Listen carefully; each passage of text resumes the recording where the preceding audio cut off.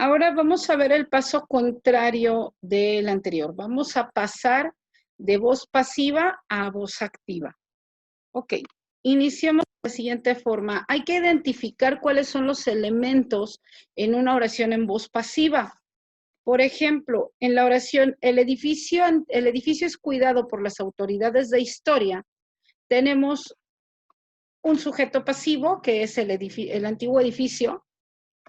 Un núcleo pasivo del predicado es cuidado. Sabemos que los núcleos pasivos están formados por dos elementos. Ahorita es muy importante aprender a desglosar los elementos del núcleo pasivo.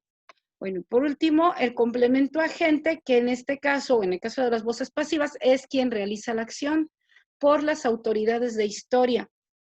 Vamos a desglosar el núcleo pasivo del predicado. El núcleo pasivo se forma de dos elementos.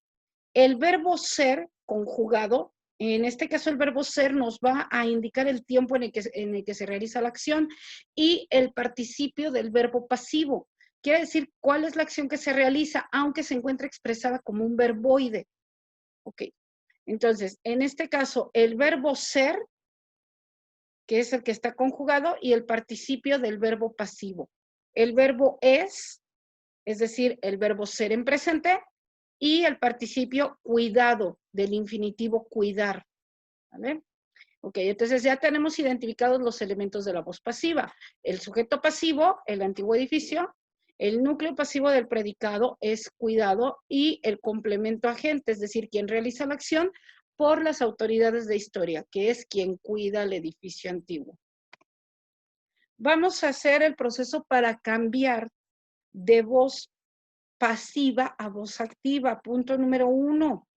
Voy a convertir el complemento agente, o voy a pasar el complemento agente al sujeto. Entonces, en lugar de decir por las autoridades de historia, solo queda las autoridades de historia, que ahora es nuestro sujeto activo. Paso número 2, voy a modificar el núcleo pasivo del predicado. ¿Cómo modifico un núcleo pasivo para cambiarlo a núcleo activo? Vamos a ver nuestros elementos. Dijimos que era el verbo ser conjugado más el participio del verbo activo. En este caso, el verbo ser me va a dar el tiempo, y el participio me va a decir cuál es el verbo que voy a conjugar. Tengo el verbo ser en presente y el infinitivo cuidar. Quiere decir que voy a conjugar el verbo cuidar en presente, porque es el tiempo en el que está conjugado aquí el verbo ser. Entonces voy a tomar el verbo cuidar, que es mi infinitivo de este lado, y lo voy a conjugar en presente. Y entonces, al formar mi oración, queda: las autoridades de historia cuidan. Y por último, paso número 3, convierto el sujeto pasivo de mi primera oración en el objeto directo de esta voz activa. Entonces, el antiguo edificio ahora va a ser mi objeto directo. Las autoridades de historia cuidan el antiguo edificio. Y como podemos ver aquí, el núcleo de esta voz activa ya nada más es el verbo cuidan. Ya no tengo dos palabras en el núcleo.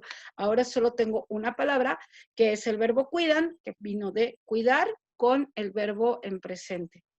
¿Vale? Entonces, esto sería todo para hacer el cambio de voz pasiva a voz activa.